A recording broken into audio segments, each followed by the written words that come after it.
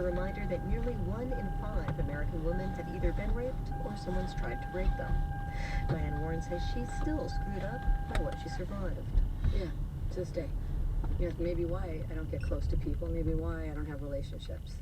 But writing this song, Warren says, and talking about it has been unexpectedly healing. I'm good. Everything, even the bad stuff kind of makes you who you are, so you can't really change stuff because you never know what would change. What might change later this month is Warren's status from 8-time Oscar nominee to Oscar winner.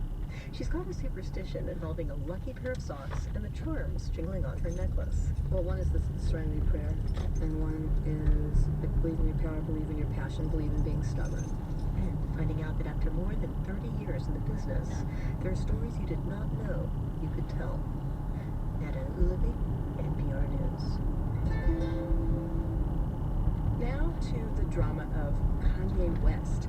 He had 20,000 people lining up yesterday to get into Madison Square Garden. And it wasn't for a concert. He was hosting a fashion show and listening party for his new album. Millions more people watched the show online. The album was supposed to come out today, but it didn't. Reviewer Oliver Wang scrambled to find a review of the little music that he heard last night, and then decided, no.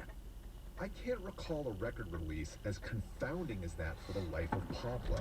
Kanye's changed its title and track listing several times in as many weeks, and even up to the very moment I'm writing this, it's not 100% certain what will be on the final album, whenever or wherever it's released.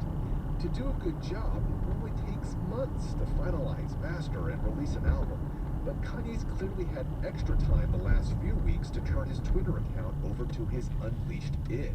We've got days worth of cringeworthy remarks that include misogynistic rants about his ex-girlfriend, bizarre proclamations of Bill Cosby's innocence, and an insistence that when he calls Taylor Swift on the new album, it's really meant as a term of endearment. We say we want our artists unfiltered, but sometimes you have to be careful what you wish for.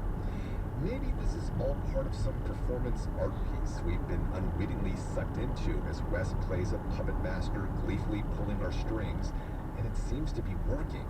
No doubt dozens of my professional peers stayed up late last night to bang out reviews of an unfinished album that none of us could have listened to more than a couple of times. We did it because the quote-unquote news cycle demanded it. I did it.